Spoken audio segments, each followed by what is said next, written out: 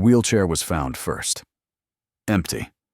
Abandoned in the woods 2 months after Jackson Brooks vanished from Detroit in June 1998. The 28-year-old couldn't walk without it, couldn't run, couldn't escape. Police searched the entire forest around that wheelchair. Nothing. They figured someone had taken him away from that spot. The case went cold. Then, 16 years later, in 2014, construction workers digging 8 miles from those woods discovered human remains. Forensics confirmed it was Jackson. But here's what nobody expected. Analysis revealed he had been alive for at least a week after he disappeared.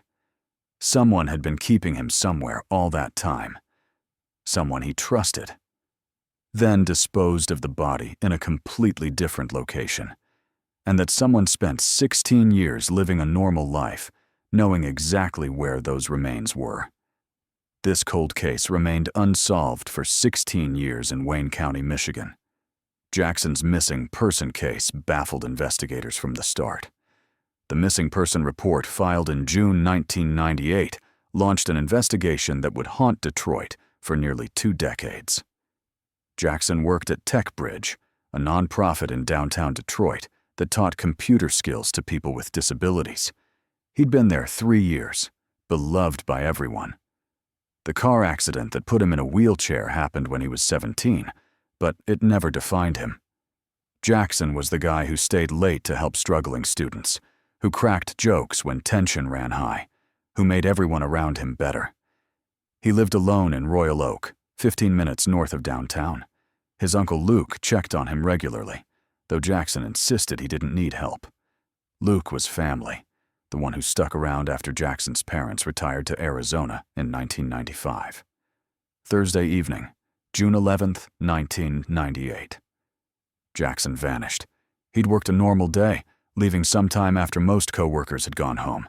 His supervisor Claire saw him late afternoon, helping a client with screen reader software. Nothing unusual. Friday morning, June 12th. Jackson's modified Dodge Caravan sat in the TechBridge parking lot, right where he always parked. Driver's door unlocked, work bag on the passenger seat, wallet inside with ID, and $43. Keys missing. Luke reported him missing Friday evening after Jackson didn't answer calls and wasn't at his apartment. Detective Sandra Morrison from Royal Oak PD took the case.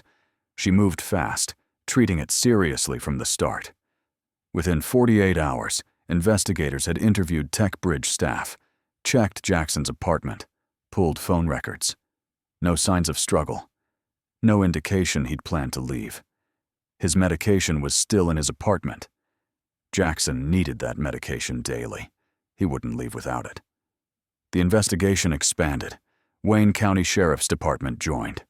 Jackson's parents flew back from Arizona. Luke organized search parties.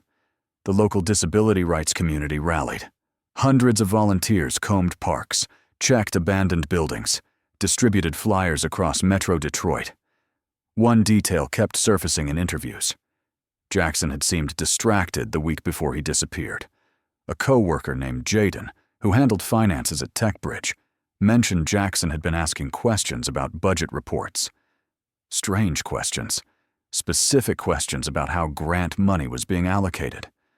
Jaden was helpful during those first frantic days. He joined search parties, made coffee for volunteers, comforted Luke when the older man broke down after a week of no news. Jaden had worked with Jackson for 2 years. They weren't best friends, but they were friendly. Jaden seemed as devastated as everyone else. Weeks passed. June became July. Temperatures climbed into the 90s.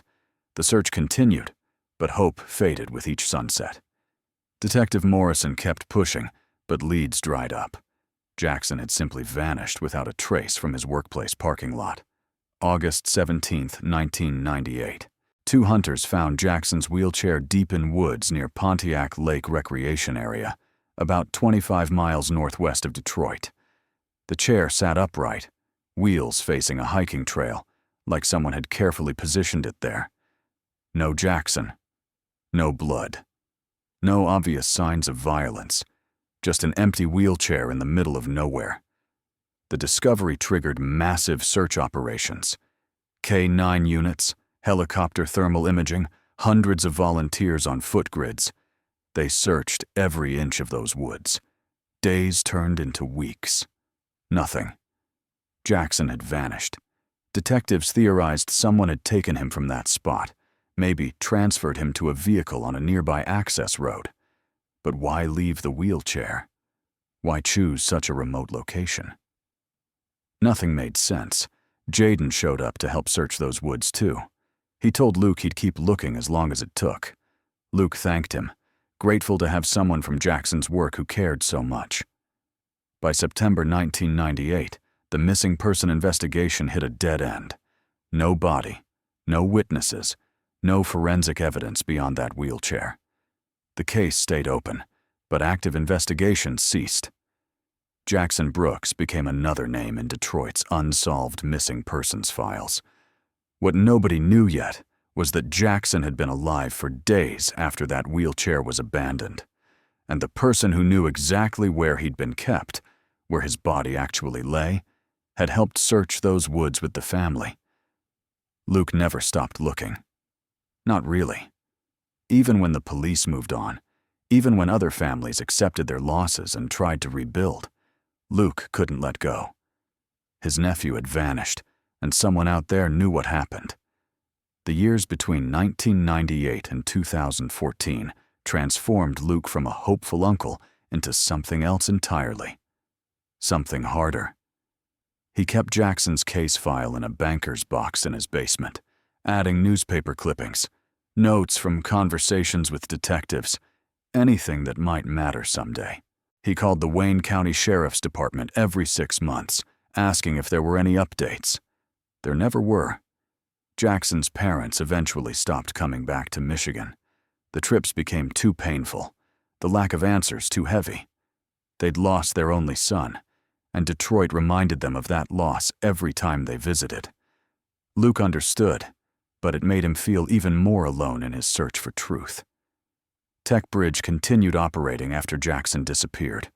The organization honored his memory with a small plaque in the computer lab, and every year, on June 11th, staff held a moment of silence.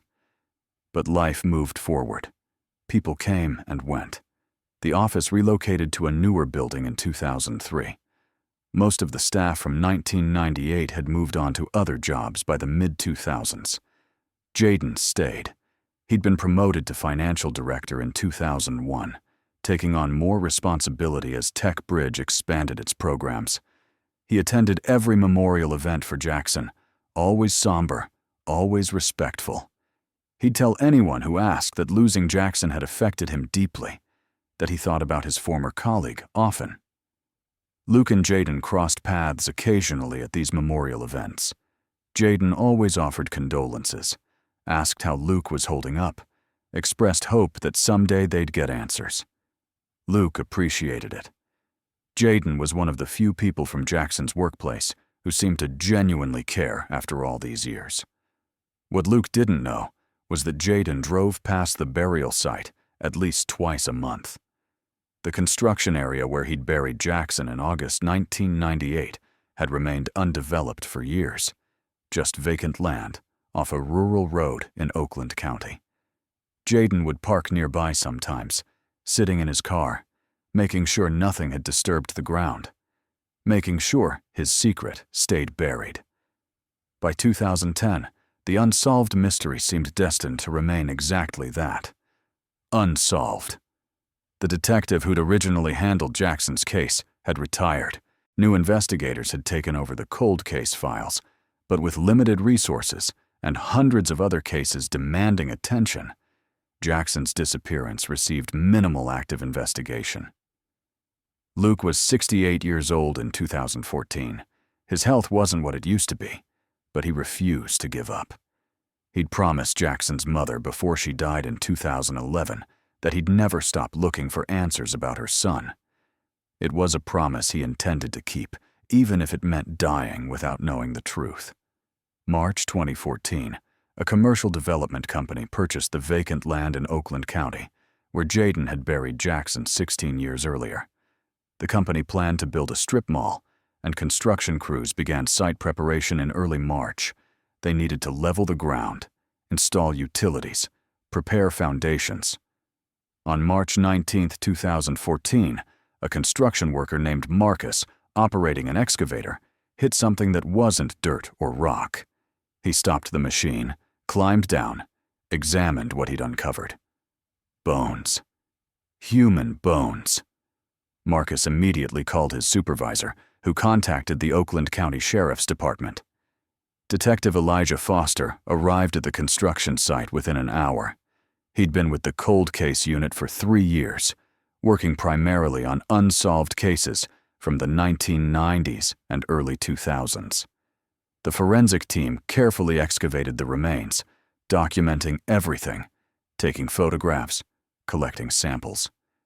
The bones had been buried approximately 6 feet deep, wrapped in what appeared to be deteriorated tarp material. Forensic anthropologists determined the remains were male, approximately 25-30 years old at time of death, and had been in the ground for a significant period, probably more than a decade. Within a week, DNA analysis confirmed the identity. Jackson Brooks. The missing person case from June 1998 had just become a homicide investigation. Detective Elijah contacted Luke on March 27, 2014. The phone call Luke had been waiting 16 years to receive finally came, but it wasn't the call he'd hoped for. Not really.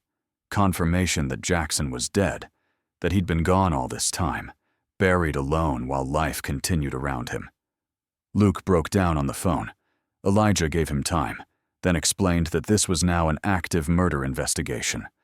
The cold case team would work this with everything they had. Technology had advanced dramatically since 1998. They had tools now that didn't exist back then. The discovery made local news.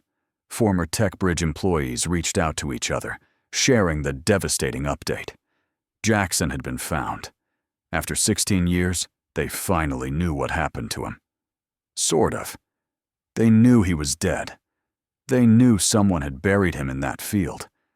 But who? And why? Jaden heard the news at work. A colleague mentioned seeing something online about Jackson Brooks being found. Jaden felt his stomach drop, but he kept his expression neutral, concerned, sad. Exactly how everyone else looked when they heard. That night, Jaden couldn't sleep. He'd known this moment might come eventually. 16 years had passed, long enough that he'd started believing maybe he'd gotten away with it. But now detectives would be looking at everything again, using new technology, asking new questions. What Jaden didn't know yet was that forensic evidence revealed something crucial. Jackson had been alive for days after he disappeared, and that timeline was about to crack this cold case wide open. The autopsy results came back on April 8, 2014. Detective Elijah sat in his office reading the medical examiner's report, and one detail jumped out immediately. Jackson hadn't died in June 1998. He'd survived for at least 5 to 7 days after his disappearance. The medical examiner based this conclusion on several factors: stomach contents, tissue analysis, bone markers. Jackson had consumed food and water during the days following his disappearance. Someone had been keeping him somewhere, keeping him alive. The question was where and why. This changed everything. The wheelchair found in Pontiac Lake Recreation Area in August 1998 had been a diversion. Someone had planted it there to throw investigators off track, and it had worked.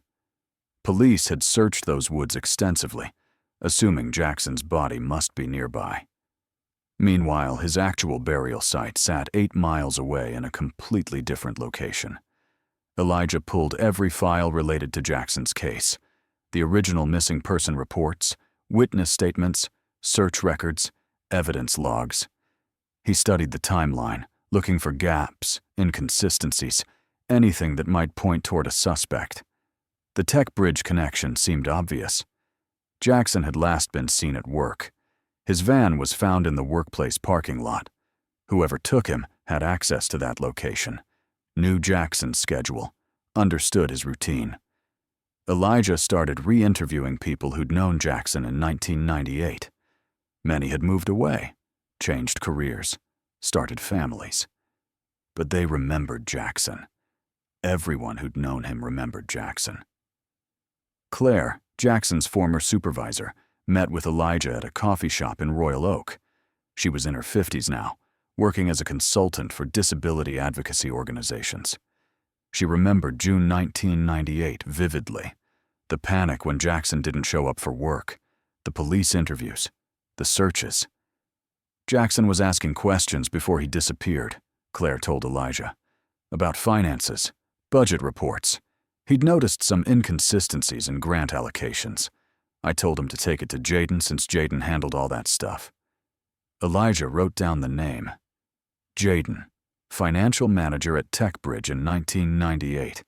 Still working there now, according to the employee records Elijah had requested. Did Jackson seem worried about what he'd found? Elijah asked. Claire thought about it. Not worried exactly, more like curious. You know how Jackson was. He liked solving puzzles, figuring things out. I think he thought maybe it was just accounting errors or something innocent. Elijah interviewed other former TechBridge employees. Several mentioned that Jaden had been particularly helpful during the search efforts in 1998. He'd organized volunteer groups, coordinated with police, supported Jackson's family. Everyone praised him for how much he'd cared. One detail kept surfacing.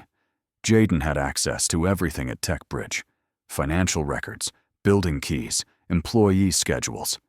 And Jackson had been asking him questions about budget discrepancies right before he vanished. On April 15, 2014, Elijah requested a forensic audit of TechBridge's financial records from 1996 through 1998. The nonprofit had kept archives of old records, and the cold case team discovered new evidence that made Jaden's behavior suddenly look very different. The forensic accountant's name was Patricia Chen. She'd worked with law enforcement for 15 years, specializing in financial fraud investigations. When Detective Elijah handed her TechBridge's archived records from 1996 to 1998, she approached the task with methodical precision. Patricia spent 2 weeks analyzing grant reports, bank statements, donation records, expense accounts. What she found confirmed Elijah's suspicions. Someone had been systematically embezzling from TechBridge for at least 2 years before Jackson disappeared. The scheme was sophisticated, but not perfect. Jaden had created fake vendor accounts, submitted inflated expense reports, redirected grant money into personal accounts. Between January 1996 and June 1998, approximately $180,000 had been stolen from the organization. Most nonprofit boards wouldn't have caught it. TechBridge's financial oversight was minimal in the late 90s. They trusted their financial manager. Jaden had counted on that trust, and it had worked until Jackson started asking questions. Patricia traced several suspicious transactions from May 1998. Jaden had transferred $15,000 from a disability services grant into an account registered to a shell company. Jackson had been reviewing those exact grant reports in the weeks before he vanished without a trace. Elijah brought Luke in to review the findings. Luke sat in the detective's office, staring at spreadsheets that explained why his nephew had died. Money. Jackson had discovered financial fraud and paid for it with his life. Jaden helped us search, Luke said quietly. He came to the vigils. He acted like he cared. That's what made him effective, Elijah replied. Nobody suspected him because he seemed so concerned. Classic misdirection. On April 22, 2014, Elijah interviewed Jaden at TechBridge headquarters. Jaden arrived wearing a suit, professional and composed. He expressed relief that Jackson had finally been found, sadness about the circumstances. He seemed genuine. Elijah asked about Jackson's work habits in 1998. Did Jackson ever mention concerns about financial records? Did he ask questions about budgets? Jaden admitted Jackson had asked some questions. He was detail-oriented, always wanted to understand how things worked. I showed him the filing system, explained how we tracked grants. He seemed satisfied. "Did you ever feel like he suspected something was wrong?" Elijah asked. "Wrong how?" "With the finances, discrepancies, missing money." Jaden's expression didn't change. If Jackson found something concerning, he would have reported it. That's who he was. Honest. By the book. The interview lasted an hour. Jaden answered every question calmly, never defensive, never evasive. When it ended, he shook Elijah's hand and said he hoped they'd find whoever did this to Jackson. Back at the station, Elijah reviewed the interview recording with his partner, Detective Sharon Hayes. Sharon had 20 years in homicide before joining the cold case unit. She knew how to read people. "He's too calm," Sharon said. "Most people get nervous during police interviews, even innocent ones. He's practiced this conversation in his head for 16 years. They needed physical evidence. The financial records established motive, but motive alone wouldn't secure a conviction. They needed something that placed Jaden at the burial site, connected him directly to Jackson's death. The forensic team had been processing evidence from the burial site for weeks. The deteriorated tarp that had wrapped Jackson's remains, soil samples, fragments of rope used to bind the tarp. Most of it was too degraded to provide useful DNA evidence after 16 years underground. But on April 29, 2014, the forensic lab called with results that changed everything. They'd found something on Jackson's wheelchair, the one discovered in Pontiac Lake recreation area back in August 1998.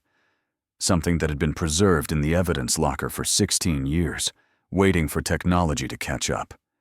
Detectives working this cold case were about to get the breakthrough they needed, and Jaden's carefully constructed alibi was about to fall apart.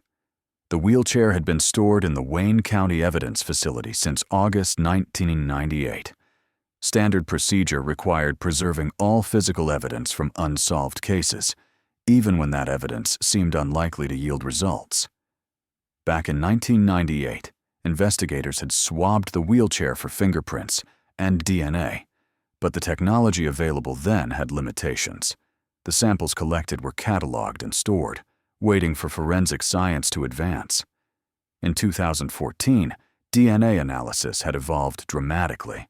Techniques that couldn't detect trace evidence 16 years earlier could now extract profiles from microscopic samples. The forensic team reprocessed every swab taken from Jackson's wheelchair using current methodology. May 2, 2014. The lab identified DNA on the wheelchair's push handles, not Jackson's DNA. Someone else had handled that wheelchair, pushed it through those woods, positioned it on that trail where hunters would eventually find it. The DNA profile was entered into CODIS, the FBI's combined DNA index system. No match in the criminal database. Whoever had touched that wheelchair hadn't been convicted of a crime requiring DNA submission. But Elijah had another option. Michigan law allowed investigators to request voluntary DNA samples from suspects in active investigations. He just needed probable cause to request one from Jaden. The financial evidence provided that probable cause.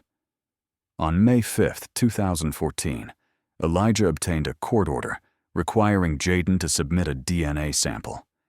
The order specified that refusal would be noted in the investigation and could be presented as evidence of consciousness of guilt. Jaden's attorney advised cooperation. Refusing would make him look guilty, and the attorney believed the DNA evidence would likely be inconclusive anyway. After 16 years of environmental exposure, how reliable could it be? Jaden provided the DNA sample on May 8, 2014, at the Oakland County Sheriff's Department. A simple cheek swab, processed, and sent to the lab for comparison analysis. The results came back on May 15, 2014. Match. The DNA on Jackson's wheelchair belonged to Jaden. The probability of it being someone else was approximately 1 in 847 billion. This unsolved mystery seemed impossible to crack just months earlier. Now forensic evidence revealed exactly who had handled Jackson's wheelchair after his disappearance. The person who'd positioned it in those woods to mislead investigators. The person who'd spent 16 years pretending to mourn while knowing exactly what had happened. Elijah and Sharon met with the prosecutor's office on May 16th to review the evidence. Financial motive establishing why Jaden would want Jackson dead. DNA evidence placing Jaden at the scene where the wheelchair was abandoned. Timeline analysis showing Jackson had been alive for days, suggesting premeditation. The prosecutor, a veteran named Michael Ross, reviewed everything carefully. It's circumstantial, but it's strong. The DNA on the wheelchair is damning. Defense will argue he touched it innocently, maybe helping search efforts. The wheelchair was found 2 months after Jackson disappeared, Sharon countered. Search teams never brought it back to TechBridge. It went straight into evidence. Jaden had no legitimate reason for his DNA to be on those push handles. Michael nodded. Build the timeline. Show me proof he had opportunity. Where Jackson was held. How Jaden accessed him. Why nobody noticed anything suspicious.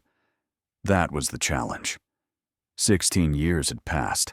Property records, surveillance footage, witness memories, all degraded by time. But Elijah had tools the 1998 investigators lacked. Digital records that documented every aspect of people's lives, preserved forever in databases. He started with property records. Did Jaden own or have access to any property where he could have held Jackson for a week without detection? The answer was in county records, waiting to be discovered. On May 19, 2014, Elijah found it. Oakland County property tax records showed Jaden had purchased a small parcel of vacant land in March 1997. 5 acres of wooded property off a rural road, 15 miles from downtown Detroit. No structures, no utilities. The kind of property someone might buy for eventual development or investment. Or the kind of property where someone could bring a person nobody would hear screaming. But something else about that property made Elijah's pulse quicken. The location. The vacant land sat less than 2 miles from where construction workers had discovered Jackson's remains in March 2014. The pieces were connecting, but what investigators found next would seal Jaden's fate forever. Elijah obtained a search warrant for Jaden's vacant property on May 21, 2014. The warrant authorized forensic teams to excavate and examine the entire 5-acre parcel for evidence related to Jackson's disappearance and death. The property sat at the end of a dirt road, surrounded by woods, isolated from neighboring parcels by dense vegetation. In 1998, it would have been even more remote. Perfect for someone who needed privacy for something terrible. Forensic anthropologists and cadaver dogs arrived on May 23rd. The dogs were trained to detect human remains, even decades-old traces.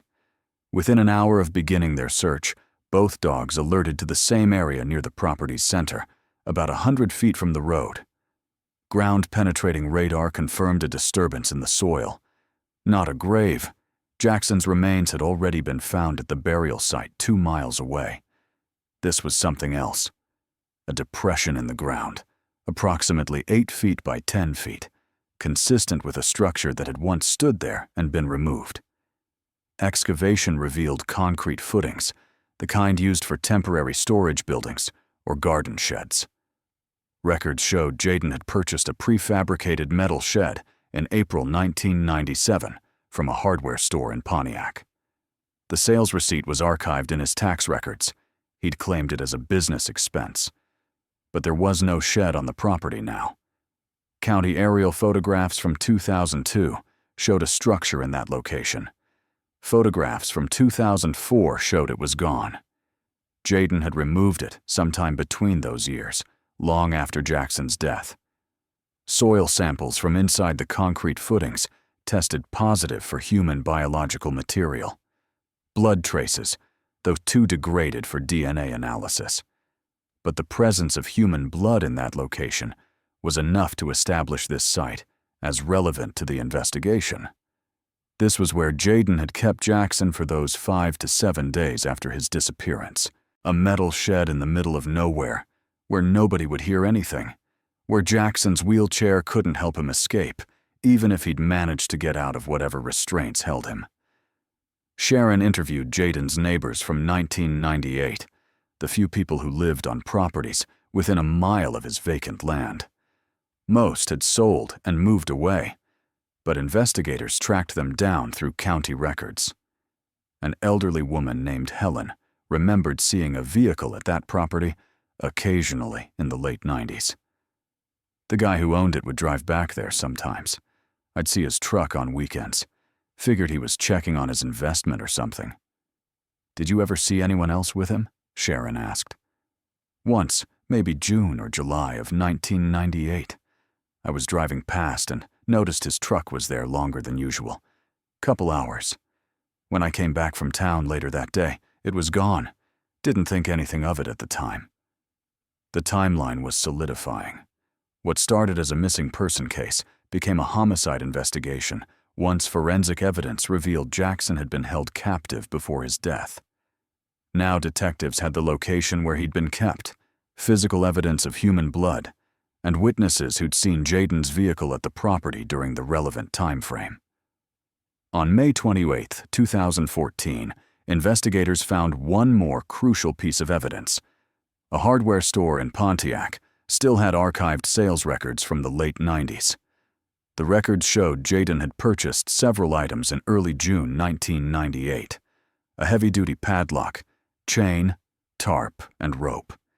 He'd paid cash, probably thinking that would prevent the purchase from being traced.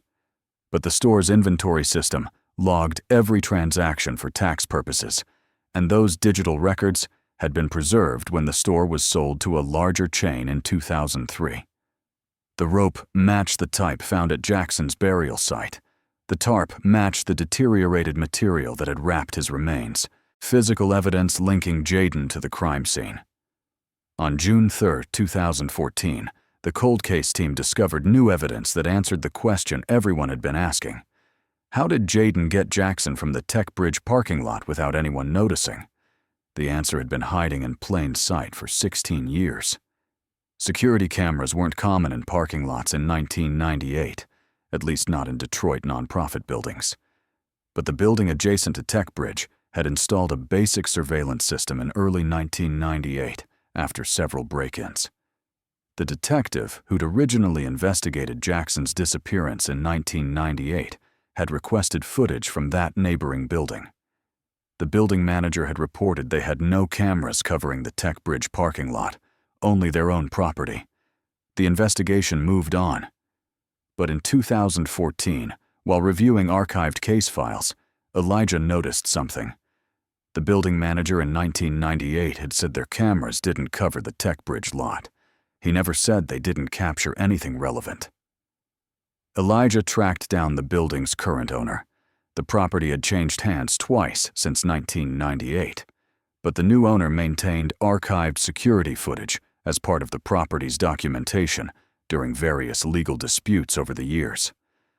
On June 5, 2014, Elijah sat in a dusty storage room watching footage from June 11, 1998. The camera angle covered the building's loading dock, but caught the far edge of Tech Bridge's parking lot in the frame's corner. At approximately late evening, the timestamp wasn't precise on the old system. A truck appeared briefly in frame. It pulled into the Tech Bridge lot and stopped near where Jackson's van was parked. The footage was grainy, and the truck was only visible for maybe 10 seconds before it moved out of frame. But those 10 seconds were enough. The forensic video analyst enhanced the image, improving resolution enough to identify the vehicle type. A Dodge Ram pickup, late 90s model, dark color. And critically, the enhancement revealed part of the license plate. Michigan plates from that era followed a specific format. The partial plate visible in the enhanced footage showed 3 letters clearly: KTM. The last 3 numbers were obscured, but KTM significantly narrowed the search. The Michigan Secretary of State's office maintained archived vehicle registration records. Elijah requested a search of all Dodge Ram pickups registered in Wayne and Oakland counties in 1998 with plates containing KTM. 14 vehicles matched. Investigators obtained registration information for all 14 owners. The seventh name on the list was Jaden Stone. Dark blue Dodge Ram, registered April 1997. License plate KTM 4729. The truck that had pulled into Tech Bridge's parking lot the night Jackson disappeared belonged to Jaden. The same truck Helen had seen at Jaden's vacant property during the summer of 1998. The reconstruction of events became clear. June 11th, 1998. Late evening. Jackson stayed late at work, probably finishing a project or helping a client. Jaden knew Jackson's schedule, knew he'd be alone in the office after everyone else left. Jaden likely confronted Jackson about the financial investigation. Maybe he tried to convince Jackson to stay quiet. Maybe he offered money. But Jackson wasn't someone who could be bought or intimidated into silence. He'd discovered fraud, and his moral compass pointed only one direction. So Jaden made a decision. With Jackson being in a wheelchair, the physical part was easier than it would have been with someone who could run. Jaden overpowered him, probably used some kind of restraint, loaded him into the truck. Jackson's keys were missing from the van. Jaden likely took them to delay discovery. He drove Jackson to the vacant property, to that metal shed where nobody would hear anything. And he kept him there, probably trying to figure out what to do, how to make this problem disappear. For 5 to 7 days, Jackson was held in that shed. The autopsy had revealed he'd consumed food and water, which meant Jaden kept him alive. Maybe still trying to negotiate. Maybe just delaying the inevitable decision he'd already made. Eventually, Jaden realized there was no way out that didn't involve Jackson's death. He couldn't release him. Jackson would go straight to police. So Jaden made the final choice. The medical examiner's report indicated Jackson died from asphyxiation, likely smothering, which left minimal forensic evidence. Then came the cover-up. Jaden wrapped Jackson's body in the tarp, buried him less than 2 miles from the shed, in undeveloped land where nobody had reason to go. He dumped the wheelchair in Pontiac Lake recreation area, far enough away to mislead investigators, but close enough that he didn't have to travel suspicious distances. The plan almost worked. For 16 years, it did work. Until construction equipment broke ground on that burial site in March 2014. On June 10, 2014, the breakthrough in this unsolved mystery came from one final piece of evidence, something that connected all the dots definitively. Cell phone records from 1998 were primitive compared to modern tracking, but they existed. When mobile phones were used, they pinged the nearest tower, creating a rough record of the phone's location. Jaden had owned a cell phone in 1998. Most of the coverage in rural Oakland County was spotty, but there were towers along major roads. On June 12, 1998, the day after Jackson disappeared, Jaden's phone pinged a tower 3 miles from his vacant property, multiple times throughout that day. His explanation to police in 1998 had been that he'd spent that Friday running errands around Detroit, helping distribute missing person flyers for Jackson. But the tower records showed his phone was nowhere near Detroit. He'd been out in Oakland County, right near where he was holding Jackson captive.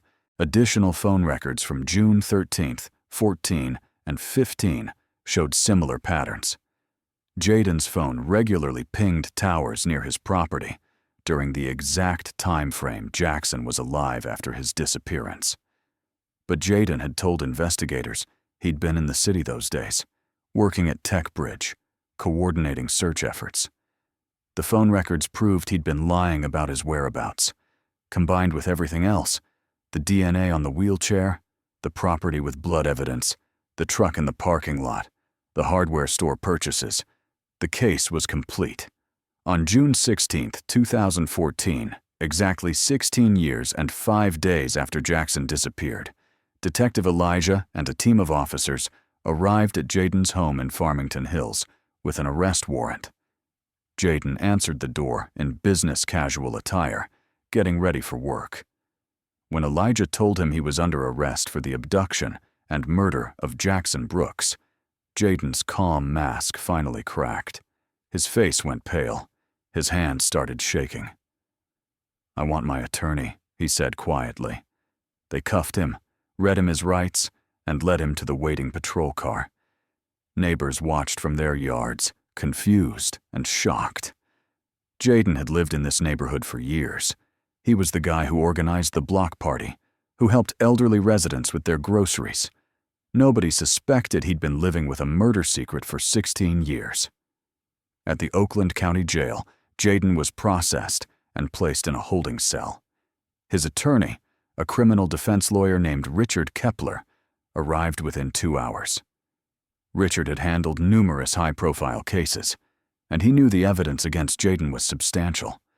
The prosecution offered a plea deal: plead guilty to second-degree murder, cooperate fully with explaining what happened, and they'd recommend a sentence with possibility of parole.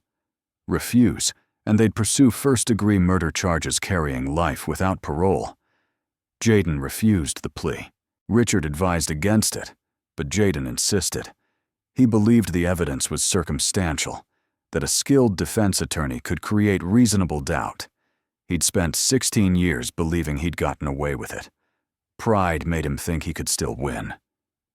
The preliminary hearing took place on July 8, 2014. The prosecution presented their evidence: the DNA, the phone records, the property evidence, the financial motive, the video footage, the timeline reconstruction. It took 6 hours to present everything. The judge found probable cause and scheduled trial for October 2014. Jaden was held without bail, deemed a flight risk given the severity of charges. Luke attended every hearing, sitting in the courtroom's front row, watching the man who'd helped search for Jackson 16 years ago, now sitting in handcuffs. The betrayal was almost worse than the murder itself. Jaden had looked Luke in the eye at vigils, at memorials, at family gatherings, and pretended to care. The media covered the case extensively. "Cold case solved after 16 years," ran the Detroit Free Press headline. Local news stations interviewed former TechBridge employees, disability rights advocates, and forensic experts who explained how modern technology had cracked a case that seemed unsolvable in 1998. What started as a missing person case became a homicide investigation that exposed how someone could hide in plain sight for 16 years. How someone could attend vigils for their victim while knowing exactly where the body was buried. The trial that would determine Jaden's fate was scheduled to begin on October 20th, 2014.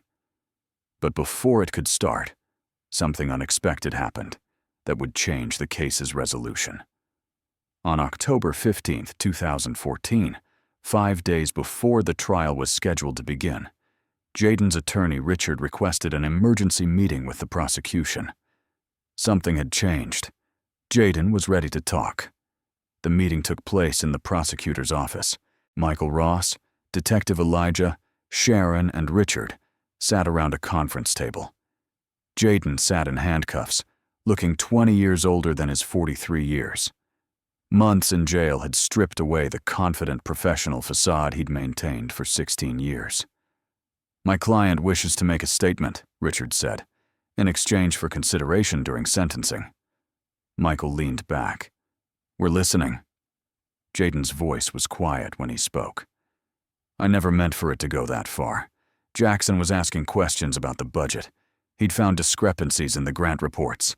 I'd been moving money for 2 years, and he figured it out." "Keep going," Michael said.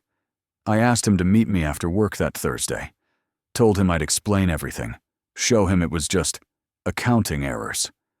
But when we talked in the parking lot, he said he had to report it, that it was his responsibility. He wouldn't listen to reason." Jaden's hands shook as he continued. "I panicked. I grabbed him, put him in my truck. I didn't plan it. I just reacted. I drove him to my property, locked him in the shed. I thought maybe if I had time, I could convince him to stay quiet. Maybe I could replace the money somehow. How long did you keep him there? Elijah asked. 6 days. I brought him food, water. I tried talking to him every day, explaining that reporting me would destroy Tech Bridge's reputation, hurt the people we served. But Jackson wouldn't budge. He kept saying it was the right thing to do. The room was silent except for Jaden's voice, confessing to 16 years of lies. On the 6th day, I realized there was no way out. I couldn't let him go. He'd tell police everything. My career would be over. I'd go to prison. So I made a choice. You ended his life, Sharon said flatly. Jaden nodded, tears streaming down his face. I couldn't let him suffer longer. I used a pillow. It was quick. Then I buried him on some undeveloped land nearby. I dumped his wheelchair in those woods to make police search the wrong area. And then you helped search for him, Elijah said. You comforted his family. You attended vigils. I thought if I acted normal, nobody would suspect me. And it worked. For 16 years, it worked. Michael reviewed his notes. Why confess now? Because I'm tired, Jaden said. 16 years of carrying this. Every memorial, every time I saw Luke, every time someone mentioned Jackson's name. I couldn't keep living with it. The confession was recorded, transcribed, and signed.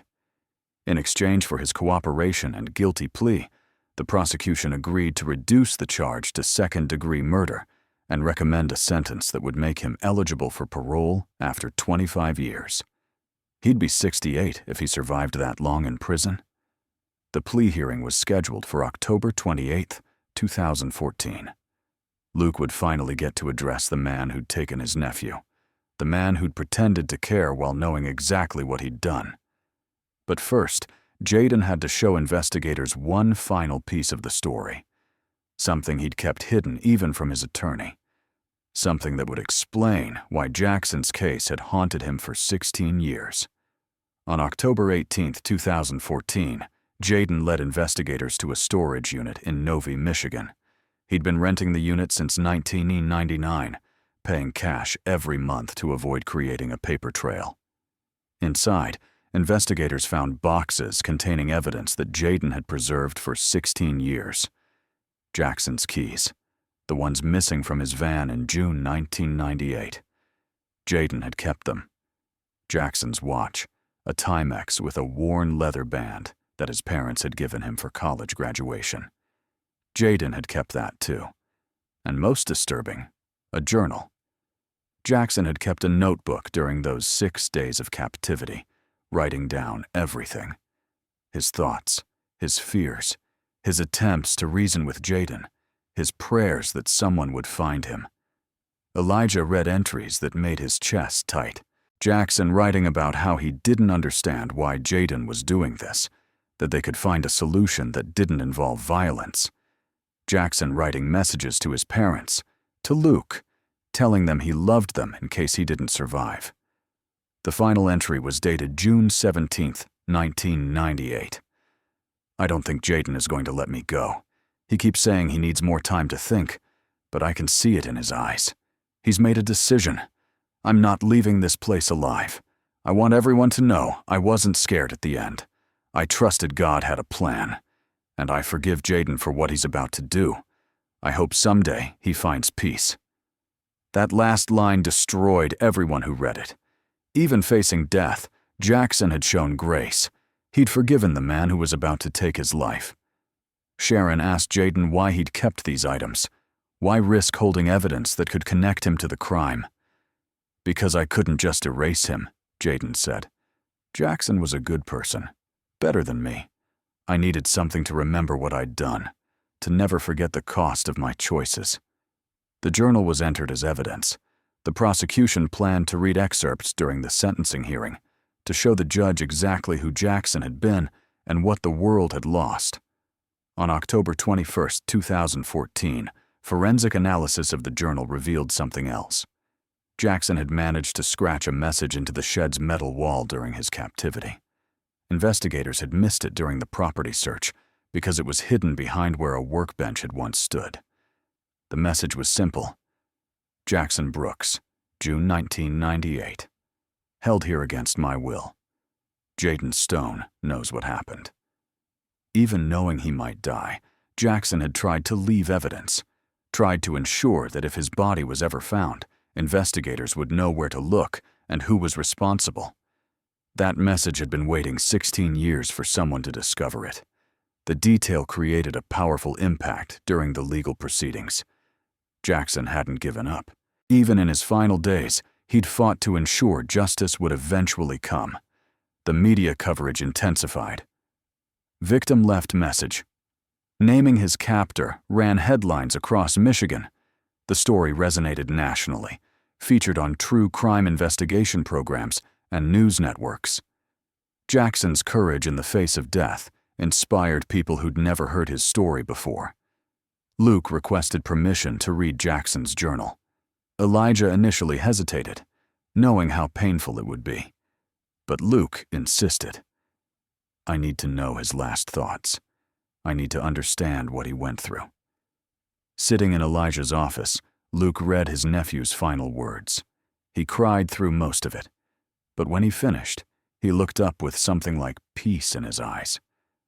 He forgave him, Luke said quietly. After everything Jaden did, Jackson forgave him. That's who my nephew was. The cold case that haunted Wayne County for 16 years was finally solved, but the resolution brought complicated emotions, relief that answers had come, grief that those answers confirmed Jackson had suffered, anger at Jaden for stealing 16 years of wondering, and unexpected grace from Jackson's final words. The sentencing hearing approached, and the Wayne County community prepared to say goodbye to Jackson one final time. October 28, 2014, Oakland County Circuit Court. Judge Patricia Brennan presiding. The courtroom was packed with people who'd known Jackson, people who'd followed the case, people who believed in seeing justice served even when it came 16 years late. Luke sat in the front row, flanked by former Tech Bridge employees and disability rights advocates who'd made Jackson's case their cause. Jackson's elderly father had flown in from Arizona, too frail to make the trip alone, but determined to be present for this moment. Jaden entered in an orange jumpsuit, his hands cuffed, his expression somber. He'd lost weight during the month since his arrest, and the confident professional who'd fooled everyone for 16 years had completely disappeared. Judge Brennan reviewed the plea agreement. Jaden pleaded guilty to second-degree murder, unlawful imprisonment, and fraud charges related to the Tech Bridge embezzlement. The prosecution recommended 25 to 40 years, with possibility of parole. Before sentencing, victims' impact statements were heard. Claire, Jackson's former supervisor, spoke first. She described Jackson's dedication to helping others, his patience with struggling students, his optimism even when faced with challenges that would have defeated most people. Jackson made everyone around him better, Claire said. He taught us that disability wasn't inability, that kindness mattered more than convenience, that doing the right thing was always worth it, even when it cost you everything. Several former clients spoke, people Jackson had helped learn to use computers, to access technology that opened new opportunities in their lives. They described how Jackson's lessons had changed their futures, how his encouragement had given them confidence to pursue dreams they'd thought impossible. Then Luke stood. He'd prepared a statement, but struggled to get through it without breaking down. Jackson was more than my nephew. He was my friend, my hero. After his parents moved, I saw him almost every week. We had breakfast on Fridays, watched football on Sundays. He made me laugh. He made me proud. Luke's voice cracked. For 16 years, I didn't know what happened to him. I wondered if he'd suffered, if he'd been scared, if he'd known how much we loved him. Reading his journal answered those questions. Jackson wasn't scared. He trusted God, and he forgave the person who took his life. Luke looked directly at Jaden. I don't have Jackson's grace. I can't forgive you, But I hope that wherever you spend your years, you remember every day what you stole from the world when you decided your reputation mattered more than his life." The prosecution read excerpts from Jackson's journal, his words echoing through the silent courtroom. People wept openly as they heard Jackson's voice from beyond the grave, describing his captivity, his confusion, his forgiveness. Jayden's attorney offered a brief statement, emphasizing his client's remorse and cooperation. Jayden himself chose to speak. "I destroyed so many lives," he said quietly. "Jackson's, his family's, the Tech Bridge community. I've spent 16 years trying to forget what I did, but I remembered every single day. Every vigil I attended, every time I saw Luke, every moment I pretended to care. I remembered. And it hollowed me out until there was nothing left but guilt." Jayden turned toward Luke. "I know you can't forgive me. I know sorry means nothing after what I took from you. But I am sorry. Jackson was right about everything. He was right that reporting the fraud was the right thing to do. He was right that we could have found another solution. And his final message, his forgiveness, I don't deserve it, but it's the only thing that's let me sleep in 6 months." Judge Brennan took a recess to review everything before sentencing. When court reconvened, she addressed Jayden directly. "This cold case that haunted this community for 16 years finally reached its conclusion. Not because you had a crisis of conscience, but because forensic evidence and dedicated investigators refused to let Jackson Brooks be forgotten. Your confession came only when you knew you'd been caught." She continued, "However, your cooperation has provided closure to a family that deserved answers. The evidence you preserved, including Jackson's journal, gave his loved ones understanding of his final days. For that reason, this court will honor the plea agreement." Judge Brennan sentenced Jayden to 25 to 40 years in state prison. He would be eligible for parole in 2039 at age 68. Whether he'd live that long or earn parole was uncertain, but he'd spend at minimum 25 years behind bars for stealing Jackson's life. This missing person case ended with justice, though justice delayed was justice incomplete. Nothing would return Jackson to the people who loved him, but his story would be remembered, and his final act of forgiveness would inspire others long after the courtroom emptied. December 11, 2014. The disability rights community in Detroit held a memorial ceremony for Jackson at the location where Tech Bridge once stood. More than 300 people attended, many who'd never known Jackson personally, but had been touched by his story. Luke unveiled a memorial plaque that would be permanently installed in the building. It read, "Jackson Brooks, 1970, 1998. Teacher, advocate, friend." His dedication to helping others transformed countless lives. His courage in standing for truth cost him everything. His grace in forgiving his captor reminds us that compassion survives even the darkest circumstances. Tech Bridge established the Jackson Brooks Memorial Scholarship, funded by donations from across the country after his story went national. The scholarship provides computer equipment and training to people with disabilities pursuing technology careers. Every year, 3 recipients are selected, ensuring Jackson's legacy continues helping people long after his death. The case changed how Michigan law enforcement handles missing persons investigations involving people with disabilities. Training programs now emphasize that disability doesn't mean someone left voluntarily or couldn't be a victim of a crime. Jackson's case demonstrated that assumptions can derail investigations. Detective Elijah was promoted to lead the cold case unit permanently. The unsolved mystery from 1998 that seemed impossible to crack had been solved through persistent investigation and modern forensic technology.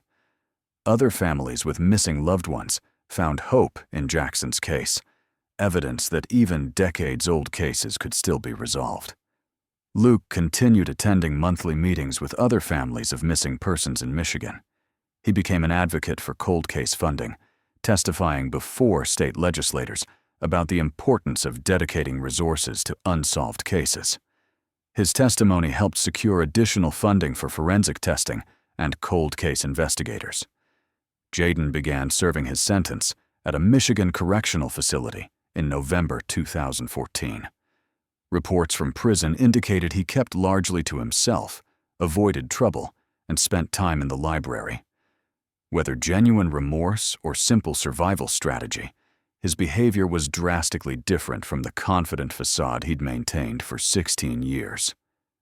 The construction site where Jackson's remains were found was eventually completed as planned. The developers dedicated a small memorial garden on the property, a quiet space with a bench and native Michigan plants. A small stone marker acknowledges that Jackson Brooks was found there, and his memory lives on. Jackson's parents established a small foundation that provides adaptive technology to young people with disabilities in Arizona and Michigan, the two states Jackson called home. They named it Jackson's Bridge, connecting his memory to the work he'd loved at TechBridge. The story reached international audiences through documentaries and true crime podcasts. The Wheelchair in the Woods and Justice for Jackson became popular episodes, introducing millions to Jackson's story and the 16-year investigation that finally brought answers. Some viewers and listeners contacted Luke with their own missing persons cases, hoping Detective Elijah's success might extend to their situations. While not every case could be solved, the attention brought renewed focus to several cold cases in Michigan and surrounding states. Years would pass. The intensity of media coverage would fade. But Jackson's story persisted. College criminal justice programs used his case to teach about forensic advances and investigative persistence. Ethics classes discussed his final act of forgiveness as an example of moral courage under impossible circumstances. Luke passed away in 2019 at age 73, 5 years after seeing justice for his nephew. His obituary mentioned that he'd never stopped fighting for Jackson, that his greatest pride was ensuring his nephew's story wasn't forgotten. At Luke's funeral, former TechBridge employees shared memories. They remembered how Luke had refused to give up, how he'd kept Jackson's case alive when others suggested moving on, how he'd lived to see the answers he'd been seeking for 16 years. This missing person case ended with justice, though imperfect and delayed. Jackson's life was stolen in 1998. His body was hidden for 16 years. But his story survived. His courage, his compassion, and his final message of forgiveness became his lasting legacy. The cold case that haunted Wayne County for 16 years was finally solved. And Jackson Brooks, the young man who wouldn't compromise his principles, even when it cost him everything, would never be forgotten.